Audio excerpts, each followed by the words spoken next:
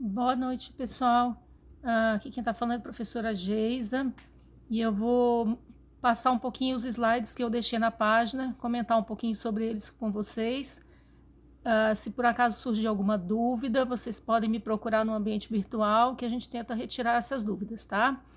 Então, dando prosseguimento à nossa última aula, nós estávamos falando a respeito da estrutura atômica. E de uma forma bastante resumida, nós podemos dizer então que o átomo ele é composto por duas partes. O núcleo, que contém prótons, nêutrons e outras partículas subatômicas, como neutrinos, bósons, mesons, quarks, entre outras, e a eletrosfera, onde os elétrons estão distribuídos em 7 camadas ou níveis de energia. Se nós colocarmos as principais propriedades das partículas mais importantes do átomo numa tabela, a gente pode comparar então cada uma delas. Por exemplo, o próton ele tem a massa medida em unidade de massa atômica, que é o mA, igual a 1, e carga elétrica mais 1. Já o nêutron, massa atômica de uma unidade de massa atômica e não tem carga, carga zero. E o elétron é aproximadamente 1838, 1840 vezes menor em termos de massa do que o próton e o nêutron, e carga elétrica é igual a menos 1. Então, a gente pode concluir que praticamente toda a massa do átomo está contida no núcleo.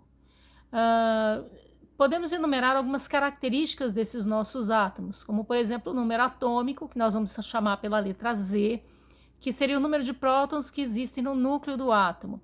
Então, a gente pode resumir por essa formulinha aqui, ó, Z igual a P. Sabemos também que quando o átomo ele não apresenta carga, ele tem carga elétrica igual a zero, o número de prótons é sempre igual ao número de elétrons, mas isso se o átomo for neutro. O número atômico ele é importante porque ele ajuda a gente a definir o que vem a ser um elemento químico, que está aqui no slide, né? Seria um conjunto de átomos do mesmo número atômico, ou seja, se eu tiver um átomo que tem número atômico igual a 1, eu sei que o conjunto desses átomos pertence a um elemento químico chamado hidrogênio. O número de massa, que nós vamos simbolizar pela letra A maiúscula, seria nada mais do que a soma do número de prótons e número de nêutrons que existem no núcleo do átomo, que nós podemos resumir com as seguintes formulinhas.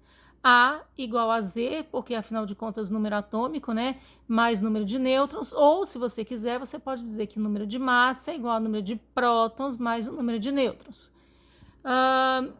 Podemos juntar essas duas propriedades numa espécie chamada nuclídeo, onde nós vamos representar o símbolo do elemento químico, sempre com a primeira letra maiúscula e as demais minúsculas, e colocaremos o número atômico no canto inferior esquerdo e o número de massa no canto superior esquerdo. Essa é a representação mais correta, segundo a IUPAC. Mas nós podemos também representar o número de massa no canto superior direito, não está errado. Só que isso gera dúvidas com relação à questão da carga. Então, a representação feita dessa maneira, como está aqui no slide, ela é mais correta e não deixa dúvidas. Existem também os chamados isótopos, que são átomos que pertencem ao mesmo elemento químico, portanto, têm o mesmo número atômico, têm o mesmo símbolo, mas têm números de massa diferentes. Então, o oxigênio, por exemplo, ele existe na natureza em 3 formas isotópicas. O oxigênio que tem massa atômica 16, o que tem massa 17 e o que tem massa 18. Então, quando a gente olha na tabela periódica, a gente percebe que o que está lá é representado como sendo a massa atômica do oxigênio, não é nem 16, nem 17, nem 18, e sim 15,999. Esse cálculo é feito pegando-se a abundância isotópica do oxigênio 16, multiplicando pela massa 16, somando com a abundância isotópica do oxigênio 17 vezes a sua massa 17, e mais a abundância isotópica do oxigênio 18 vezes a sua massa dividido por 100. Então, a gente vai encontrar sempre valores que são valores não inteiros, exatamente por conta do fato de a gente ter vários isótopos para um mesmo elemento químico. Já os isóbaros, eles são átomos que pertencem a elementos químicos diferentes, portanto, têm diferentes números de prótons, diferentes símbolos, mas têm em comum o mesmo número de massa. Aqui eu coloquei um exemplo do cálcio, número atômico 20, massa 42, o escândio, símbolo diferente, número atômico 21, porque tem número de prótons diferentes do cálcio, mas, em compensação, o número de massa é igual.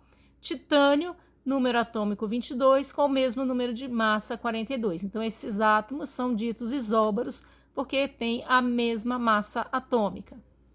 Já os isótonos são átomos de diferentes números atômicos e números de massa, mas apresentam igual número de nêutrons. Por exemplo, se você olhar para esses dois átomos que eu coloquei aqui no slide, cloro e cálcio, eles a princípio não têm absolutamente nada em comum. Os símbolos são diferentes, números de massa, número atômico também, todos diferentes.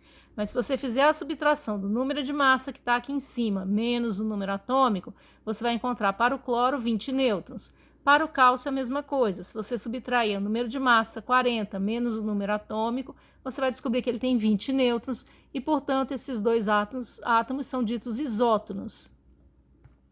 Podemos ter as espécies chamadas de íons, que são aquelas onde o número de elétrons e prótons é diferente.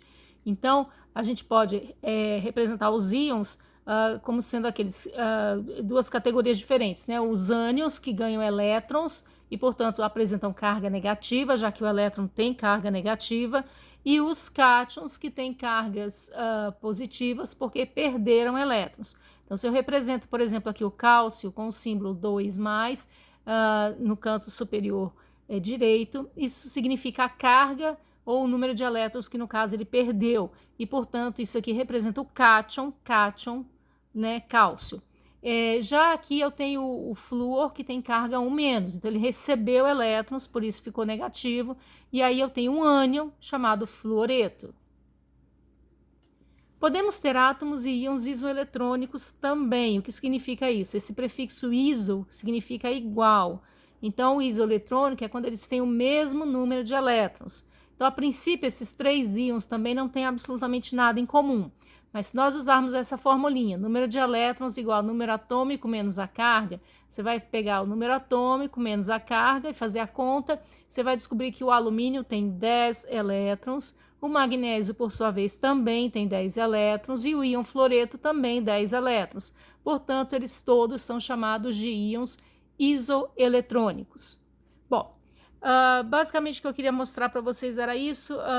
Na verdade, se houver alguma dúvida, vocês podem entrar em contato comigo através do ambiente virtual.